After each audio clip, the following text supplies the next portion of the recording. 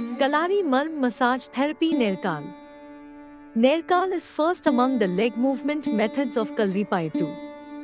The purpose of Nerkal practice inside the Kalari is to maintain well the longest nerve of human body which emerges from the brain, splits into two at Mooladhara and passes through the back side of both legs and spreads up to the toes.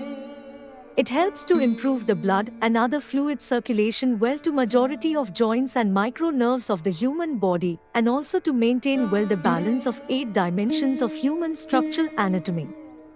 It is also known as Nadapukal, as its practice will helps to improve the ability to run and walk faster. Those who start practice Kalripayattu in Gurukul format from the age of 7 and regularly practices leg movement methods helps to nullify the chances of Vata related diseases and Kshaya related weakness to their body and to retain the ability to walk well even at old age. This may also helps to reduce the chances of having other health related issues.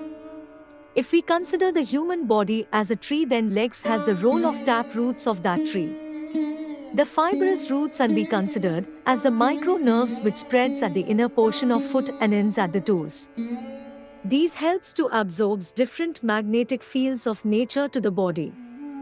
The roots of a tree helps to absorb and distribute water and nutrients to its branches, like that the barefooted practice of leg movements inside Kalari will helps to absorb different magnetic fields of nature.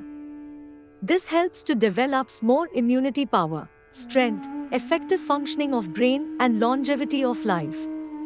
The practice of Kalripayattu leg movements are practiced with barefoot inside every Kalari.